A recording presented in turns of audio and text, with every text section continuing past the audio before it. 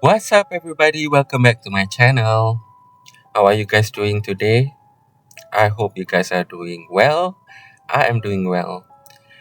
Anyway, today we are going to cover about a book.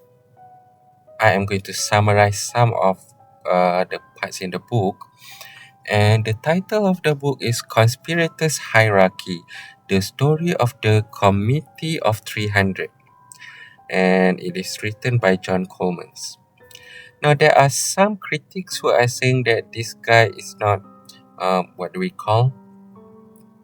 Like he is not reputable, the sources that he gave, and they also say that supposedly he has been debunked and whatever and blah blah blah. Okay, but I actually believe in him because he has made several, actually a lot of correct prediction.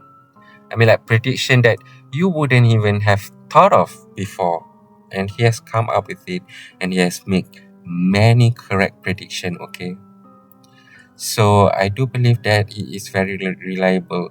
Actually, I also want to highlight that he claimed to be a former British intelligence officer alleged that the secretive group comprising 300 elite members from aristocracy, banking, politics, and industry, who controls global affairs to establish a new world order. So this is what the book is all about, okay? So without any further ado, let's get started. So let us start by the first bullet point. The first point is to establish a one world government with unified church and monetary system under elite direction. So the claim realization proponent view is that global institutions like the UN, WHO, IMF, WEF, and WEF push sustainable development and digital currencies.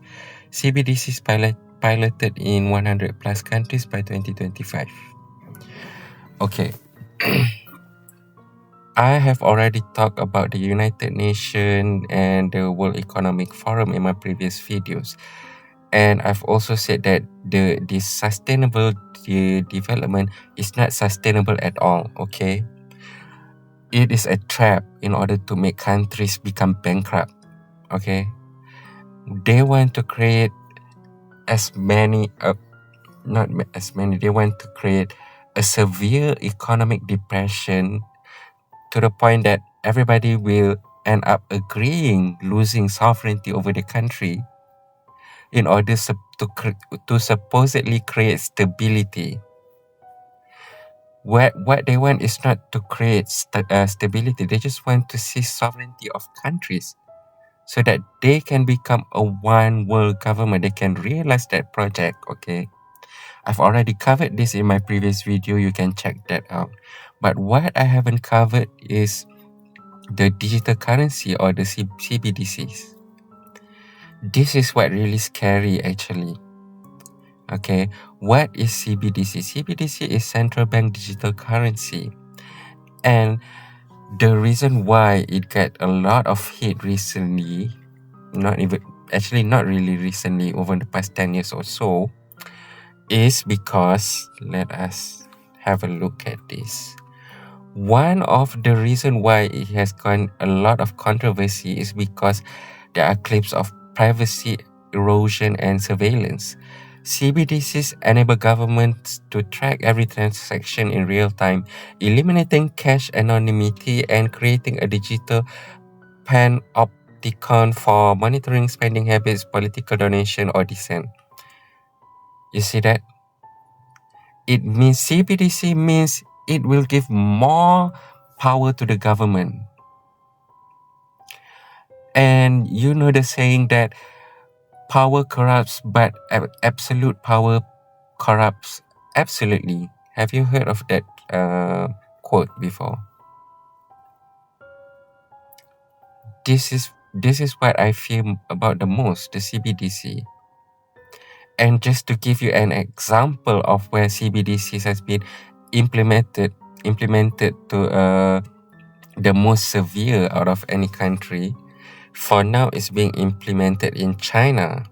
Okay, I'm just going to share. I'm just going to play one video, and I would like you guys to see how they are implementing this CBDC stuff. Okay, 1 second. Okay, I'm back. So this is the video I'm talking about. I'm just going to play it, and you guys can decide for yourself whether CBDC is really dangerous or not. Is the social credit system that's coming to America, you fuckers. Leo, who recently 1 second, let me increase the volume. tried to book a flight, he was told he was banned from flying because he's on the list of untrustworthy people. Leo is a journalist who was ordered by a court to apologize for a series of tweets he wrote and was then told his apology was insincere. I can't buy property. My child can't go to private school, he says. You feel you're being controlled by the list all the time. And the list is now getting longer, as every Chinese citizen is being assigned a social credit score, a fluctuating rating based on a range of behaviors. It's believed that community service and buying Chinese-made products can raise your score. Fraud, tax evasion, and smoking in non-smoking areas can drop it. China's growing network of surveillance cameras makes all of this possible. Zhu Li is the CEO of SenseTime, one of China's most successful artificial intelligence companies. It has created smart cameras for the government that can help catch criminals, but also track average citizens. Ken Dwoskin has studied China's economic and political culture for more than 3 decades. He says how the new scoring system truly works is kept secret and could be easily abused by the government. How far into people's daily mundane activities does this go? Well, I think that the government and the people running the plan would like to go as deeply as possible to determine how they allocate benefits and also how to impact and shape their behavior. The fear, of course, is that the government may use this social credit scoring system to punish people that it deems not sufficiently loyal to the Communist Party, and trying to clear your name or fight your score is nearly impossible because there is no due process. Ben Tracy, CBS News. Make no mistake. When they implement it in America, they're going to know everything. They're going to read your DMs. They're going to know the porn you watch. They're going to be using your iPad camera against you. They're going to be using your Ring doorbell against you. These are facts. Peace, blessings, shine on. Okay, that is scary. Okay, I mean, like, I don't know. And also, CBDC might also create financial instability and bank runs because direct central bank accounts could drain deposits from commercial banks, triggering runs and destabilizing the system. Also, risk cyber breaches on massive scale. Bank of Canada itself report once of deposit outflows. HackerNoon highlights data breach vulnerabilities. So once people realize that CBDC will be implemented on a large-scale basis, they're gonna want to take their money out of the bank. Okay, and that's gonna cause a lot of bank runs. That's a risk that could happen in the future. And I feel like all these central banks, that's exactly what they want. Okay, they want you to quickly take away your money from the bank and turn it into cash. And then when all these banks go kaput, they will be the only bank in town. Okay, and then they're just gonna say, oh, your money is going to be worthless by now. We're no longer gonna accept cash as a transaction in the future. Okay, so you're gonna have to deposit into our bank, the central bank, the only bank in town, or else your money is going to worth nothing. Okay, you can no longer make any transaction using cash. And they are already doing this in Europe to a certain extent. Okay, they are limiting cash transaction. For example, if you want to buy a car, the value, if you sorry guys, for example, if you want to buy a car and the value of the car is above 10,000 euros, you cannot purchase it using cash. That's a limit. You can only purchase a car using cash if the value is less than 10,000 euros. And the excuse they are giving is because of money laundering and fraud and so on. Okay. That's another thing that I probably will cover in the future. You know, the know your customer, anti-money laundering stuff.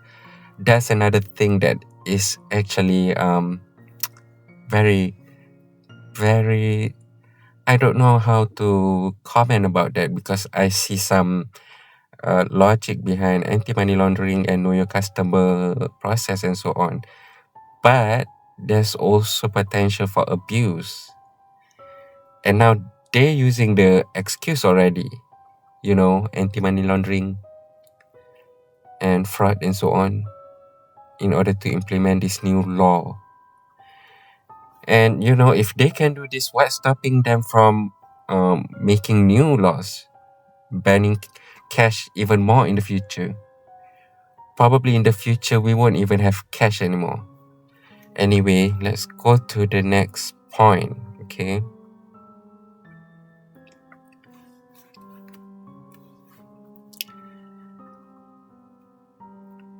Utter destruction of national identity and pride. Mass migration policies, EU's open borders, US border surges, and multiculturalism erode sovereignty. Brexit Brexit/Trump era nationalism as resistance. Right now, even Japan has welcomed a lot of immigrants, okay? I live in Malaysia, and currently there are millions of illegal immigrants in Malaysia. Okay, and we don't like it either. I see that I don't know why, but why is there suddenly, at least over the past 10 years or so, why are immigrants increasing so quickly in multiple countries? I feel like this is by design, It's not because it just so happens that all these conflicts started. It just so happened that all this war started. And at the same time, it just so happened that the US government and the European Union wanted to sanction many countries like Venezuela, when actually Venezuela has done nothing to the American government or the European Union. There's no justification for many of these sanctions to begin with. They just wanted to destroy economies all over the world so that more and more people will come, mostly to the developed country, of course. But right now, it's not even limited to developed countries only. Like I said, I live in Malaysia and millions of migrants and refugees have come to Malaysia. Thailand has also seen a huge increase of immigrants into the country recently. So, anyway, next one. The destruction of religion, especially Christianity, except a controlled synthetic version. Secularism, scandals, e.g. Catholic Church abuse crisis and promotion of interfaith dialogues. Christianity's decline in the West, US, e.g. US nuns.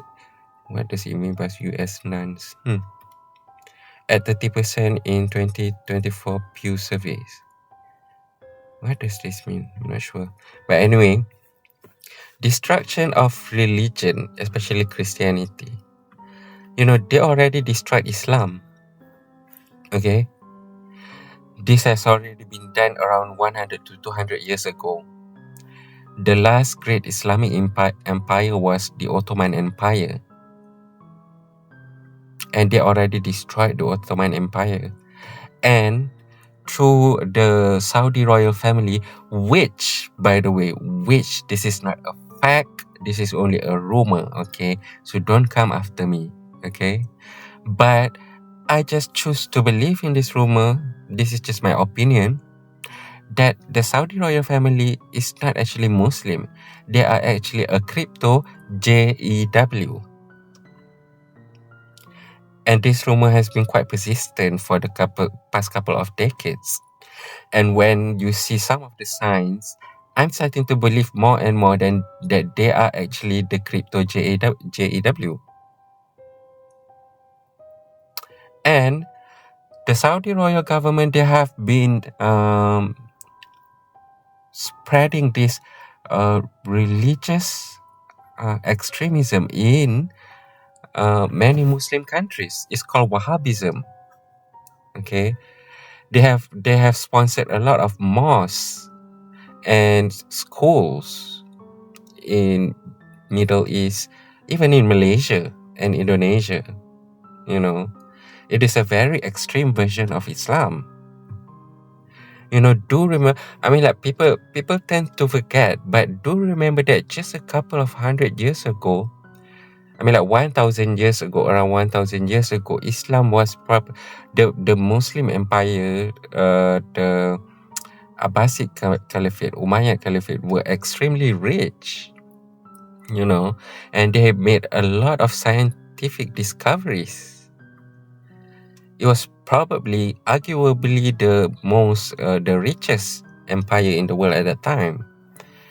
And then even during the Ottoman Empire, even though they don't produce as much scientific discoveries as the previous Islamic dynasties, they were also very powerful and rich as well.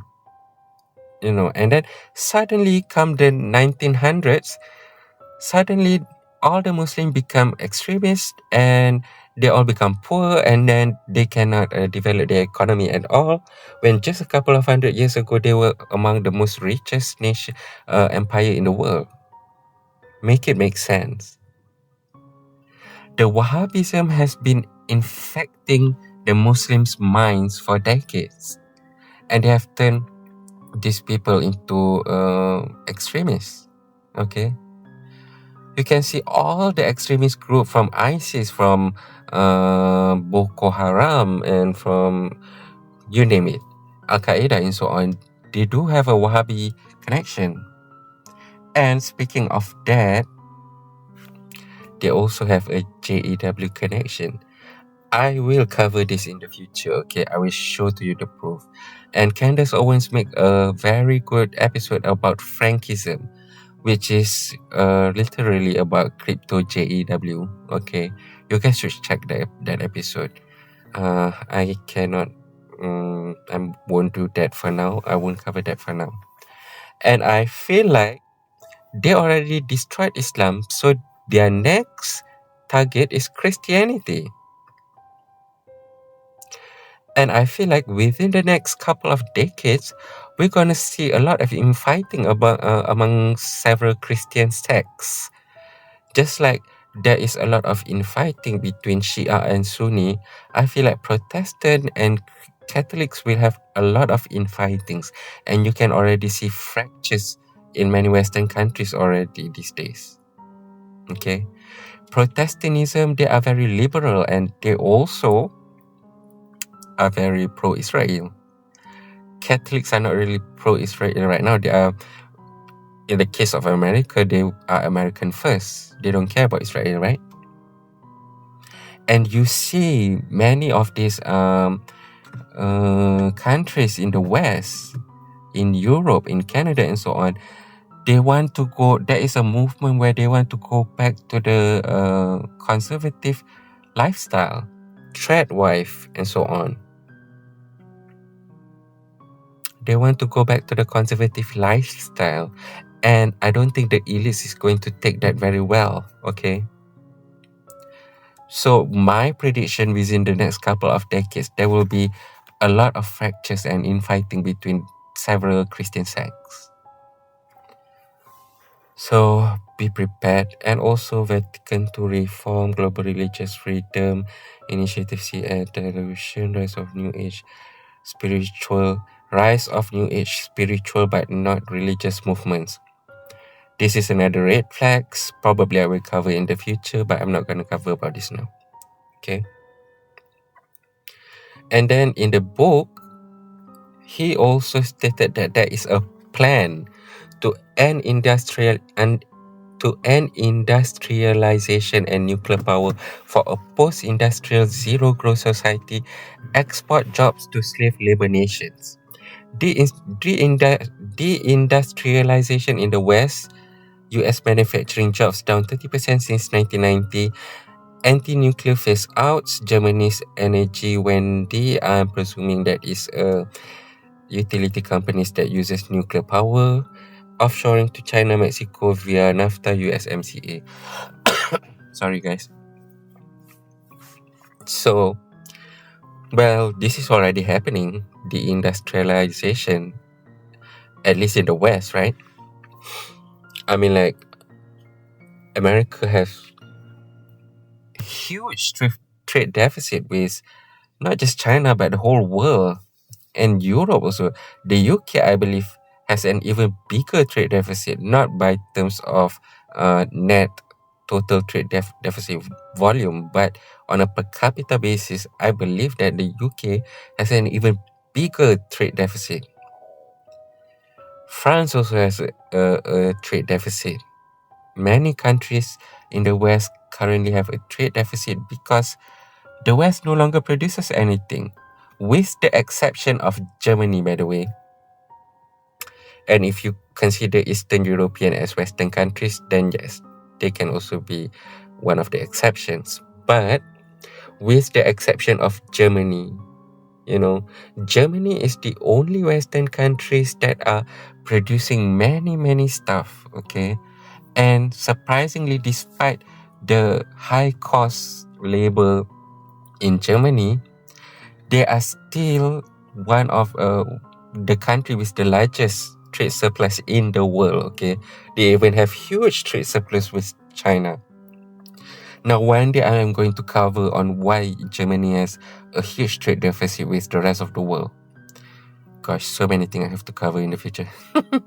But even then, even now, Germany, they want to destroy the German economy, you know. 1 second. Okay, even right now, even Germany is not doing so well, and they are trying to destroy the German economy. Let me just tell you the gist about why the German economy has been so successful for so long. The reason is because Germany has a lot of small banks, okay? They have a lot of small banks that caters to small and medium-sized enterprise, okay? Right now, America also has quite a lot of small and medium-sized SME banks, okay, small banks. But it has consistently become less and less, okay? Become smaller and smaller.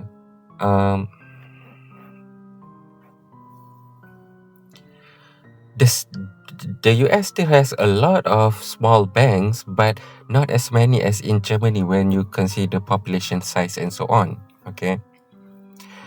The problem is right now they are saying that by they, I mean like the IMF, the World Economic Forum, and the World Bank, the European Union, and so on, are saying that these small banks are inefficient. Supposedly, it is destroying the German economy, making it less efficient, blah, blah, blah. It is all just a bunch of BS, okay? Because you know why? Because small banks, they usually only lends, not only usually only lends, literally all of the time they only lend to small companies. At most, they will probably lend to medium-sized companies because they cannot cater to the big companies. They don't have the capital to do that. Okay, big banks will cater to the big companies. They're not gonna cater to the small companies because it's just common sense, okay? If you have a huge capital, aka if you are a big bank, would you rather lend to one company? The amount that you want to lend is, let's say, 100 million, okay? Would you rather lend this 100 million to one company only, or would you rather lend this to 100 companies? You will probably choose the first customer, right? One company wanted to borrow $100 million versus 100 company wanted to borrow $100 million. Of course, you're going to pick the one customer, right? Because it just makes your operations more efficient. Okay, it's always easier to handle one customer versus to handle 100 customer. So only big banks can lend to big companies, okay? Small companies can only lend to small banks can only lend to small companies. And why do they want to destroy all these small banks? Like I said in my previous video, you guys, I'm going to create a playlist. You guys need to check it. I'm gonna name the playlist is as One World Government, okay? So you guys have to check my previous 2 video where I specifically said that currently the government all over the world, they want to destroy small companies, SMEs, as much as possible. They want to create an environment where there is a market monopoly dominated by only the large corporations, okay? We are slowly turning into a communist global system. It's going to be a one world government dominated by a communist system, okay? Anyway, let's move on to the next one. Depopulate via wars, starvation, and disease. Kill 3 billion useless eaters by 2050. US reduced by 100 million. COVID-19, 7 million plus deaths globally, World Health Organization. Famines in Yemen, Sudan. Vaccines, mRNA tech as tools. Population growth slowed to 0.8% annually. So, well, I guess you guys are all aware that these days we have so many wars, starvation, and disease, right? So this kill 3 billion useless eaters is not really that shocking. I mean, like, we already know something bad is going on. We already know that probably they are planning on depopulating the earth. And what is kind of interesting here, because in the book it later elaborates about this. By 2050, US reduced by 100 million population. Sorry guys, sorry again. And it did says that their target is to have only 1 billion population by 2050. Okay, and half of that is going to come from China. So, and I find it interesting why they choose China. They want to make China as the next global economic power. I mean, like, why do you think there is a mass factory outsourcing to begin with? It's obvious that the elites do want to make China as the next global superpower. Okay? And come to think of it, the Chinese, they are used to living in a communist political system. They follow whatever the government order. They don't question it. Unlike in the West or in the Middle East, you know, they will usually rebel whenever they don't like the policies that the government does, okay? But in Asia, especially in China, they are very loyal to their government, okay? And they don't question their government. I mean, like, I'm Asian, I'm from Malaysia, and I'm unique, okay? Most people are not like me, okay? Most Malaysians, Asians, they do not rebel, okay? They don't care about politics and so on. All they care about is themselves. That is Asians, okay? I mean, like, it's not really a bad thing, but it's not a bad thing, but it can also be a bad thing, you know. But anyway,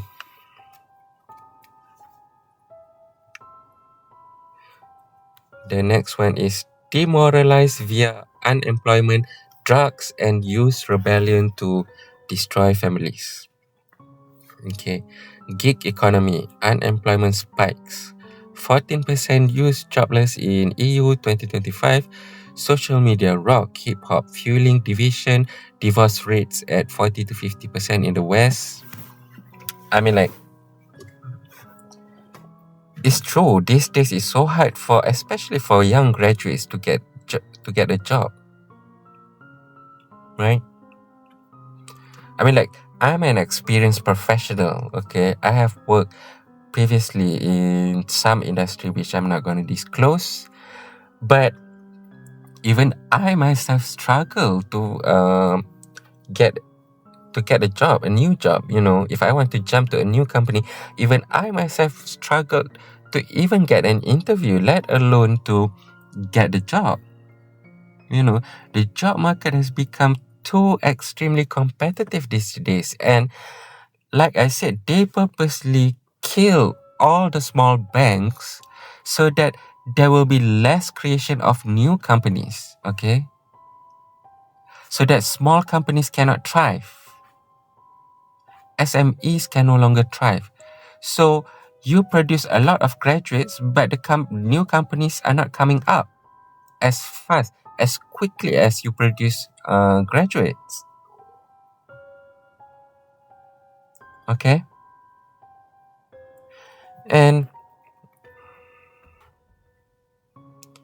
that is why previously I talked about these small banks. It's never good when you have a market monopoly, okay? When graduates have to rely on big companies to gain employment. To be over reliant on the big companies to employ people, it's never good because big companies, they don't need a lot of worker on a per capita basis, on a revenue per capita basis. Because why? Because big companies, they can afford to automate some of their operations. Small company doesn't. They have to employ people. Employing people is, it's not really cheaper. But but the problem with automation is, while it is cheaper for you to automate your operations and you can cut less workers, in the long run, it is cheaper. But the problem is, most of the small companies, they don't have the capital to put in such systems. It's very expensive. You see? That's why we need the small banks. We need small companies. And then we move on to these drugs and use rebellion to destroy families. First of all, drugs. In America and Europe, drug problem has become worse and worse. Don't let me get started on Latin America. That's another what do we call? That is another entirely different level of drug problems. I don't understand why you have to legalize drugs. I don't understand how it's actually worked, how actually drug legalization makes drug consumption less. Previously it was working in Europe. Previously legalizing drugs worked in Europe. But they forgot to mention the part where actually when they legalized the drugs, there was an economic boom in most European countries at that time. The best example they gave is Portugal. They said that after Portugal legalized drug problems became less and less and blah blah blah.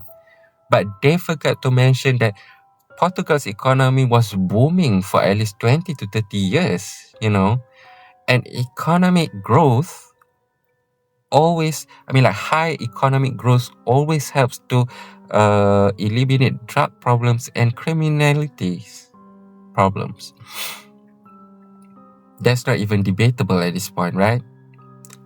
So basically, in my opinion, what actually happens in Portugal, the reduction of drug consumption and so on, is due to the economic boom. It's not really because of the drug legalization acts. And currently, because the economy in Portugal has been so bad for the past 10 years or so, now they are seeing a revival in drug consumption. It's starting to become bad again, my friend, he went to, where did he go? Germany, okay. Recently, he went to Germany and he said people are taking drugs on the street like it's nothing. One of my friend who lives in Germany because she is married to a German guy, she said there are people doing drugs in front of the police station.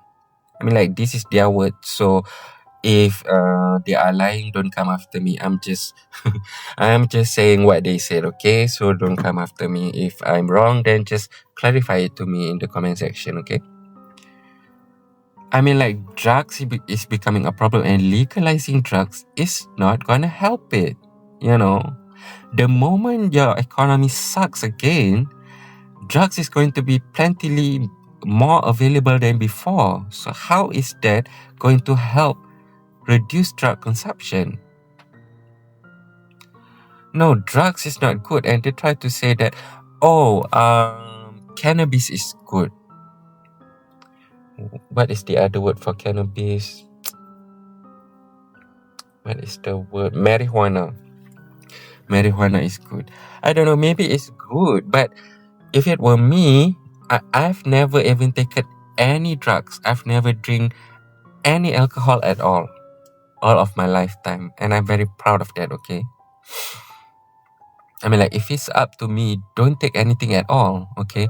Even alcohol is bad in my opinion. Anything that can make you lose control of yourself is bad. You know, do you know that 50% of all murder and rape is alcohol induced? 50% of all accidents in America is alcohol induced. Imagine how many life you can save if nobody ever drinks.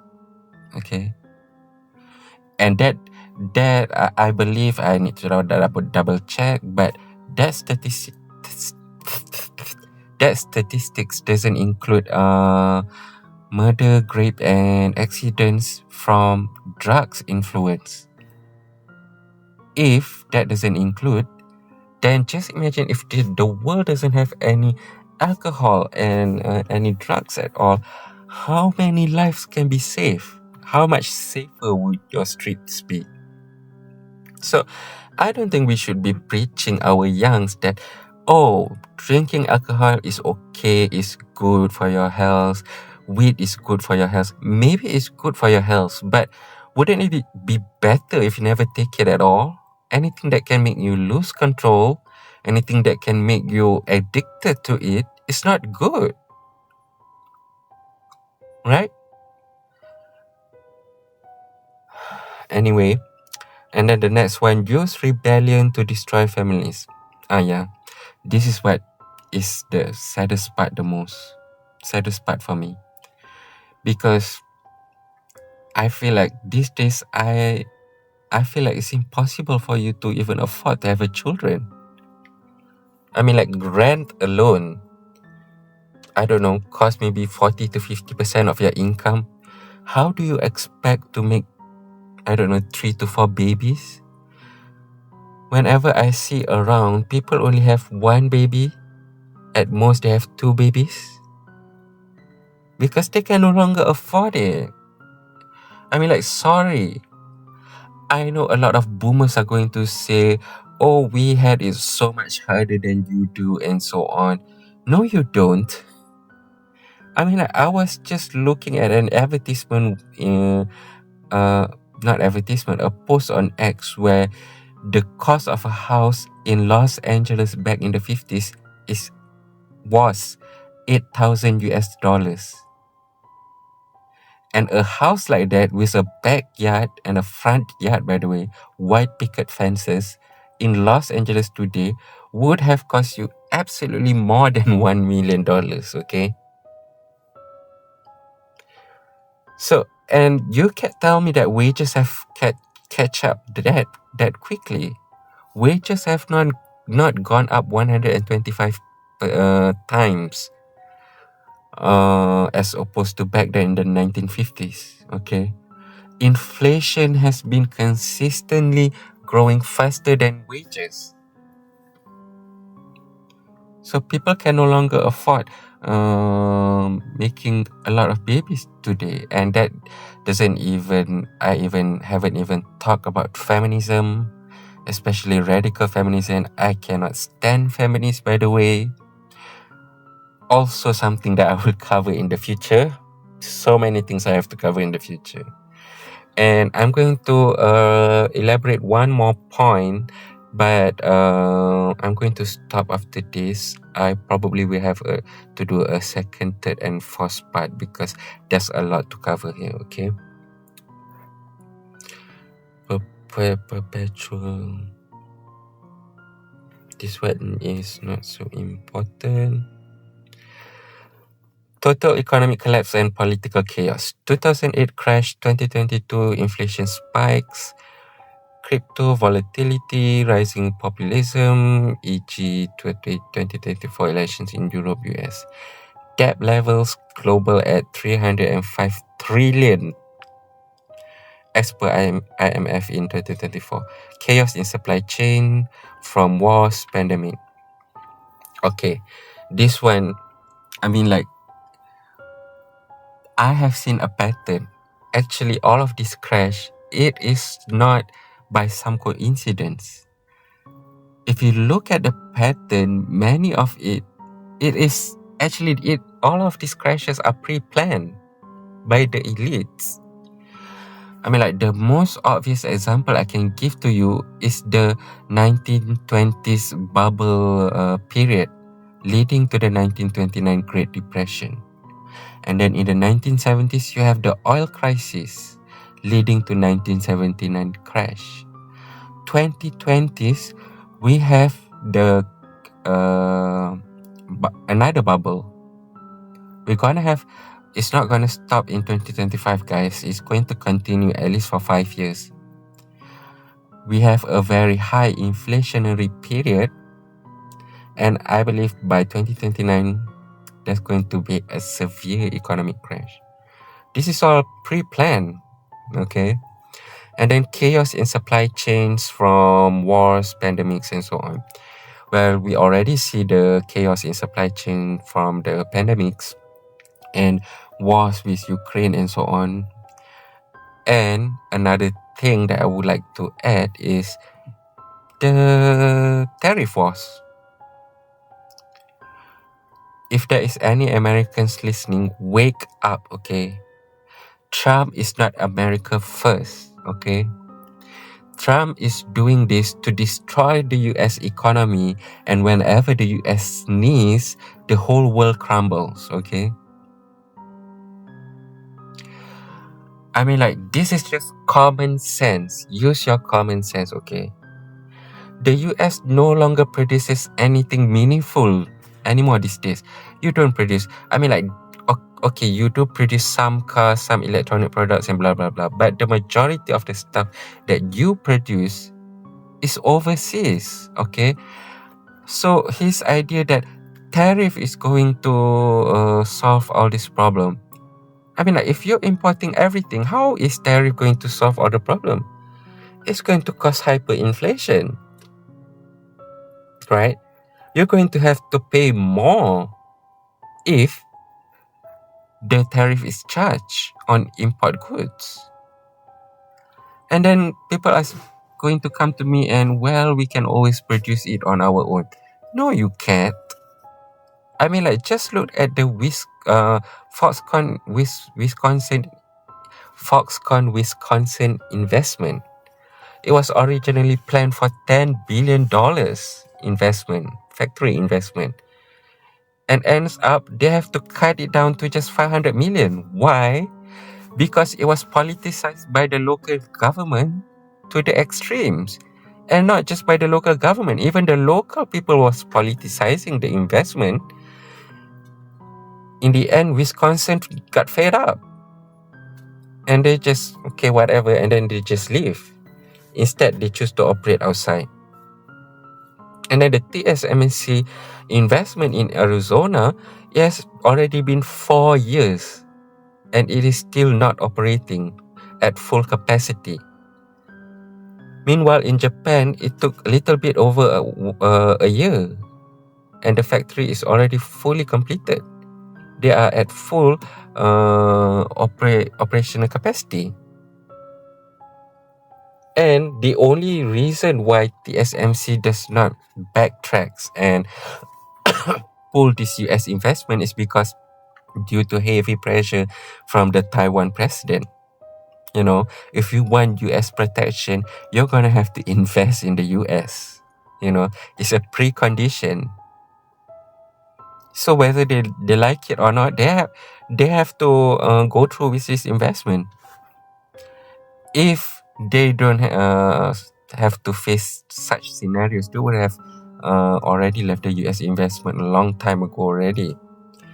And then recently, I forgot the name of the company, but I believe it is Samsung Electronics or something like that, Samsung Display or something like that. They invested 500 million in the US, and they actually have a few hundred legal immigrants working at their plant.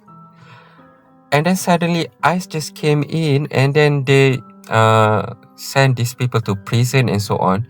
And then they later end up finding out that these are legal immigrants, and they have to apologize to Samsung.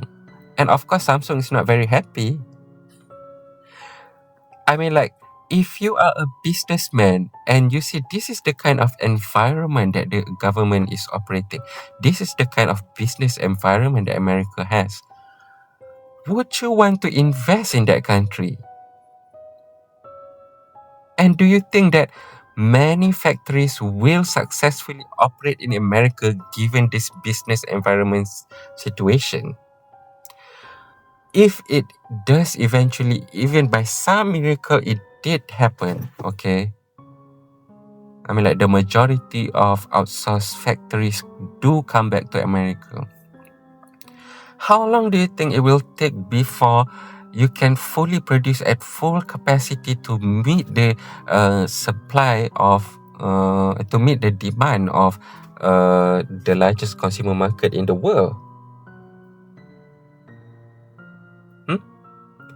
Like I said, to build the TSMC Arizona factory already take more than 4 years. So while you wait for this 4 to 5 years for factory to come back en masse and build all those factories and so on, what will you consume?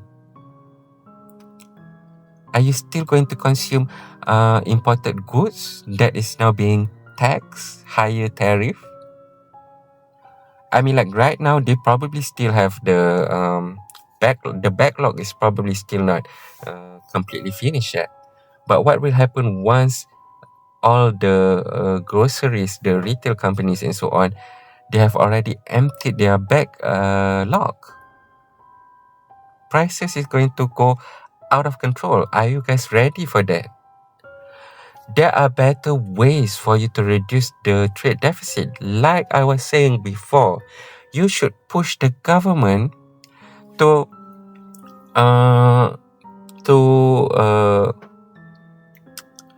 what do we call, to create more small banks. You need more small companies, okay? You need to reduce the regulation in America. Last time I checked, there is 180,000 180,000 pages of business regulation in America. I mean, like, businesses cannot function properly if you are that regulated. Anyway, that's all for today. I'm going to cover more on this issue. There's much more we can that I have to cover. If we go down, there are more to talk. So I'm going to cover on this issue in the future. There will be part 2, maybe even part 3 and 4. So if you like this channel, stay tuned. Okay, stay tuned. And if you like this channel, click the subscribe channel, press the like button, and leave some comment. Okay, bye-bye.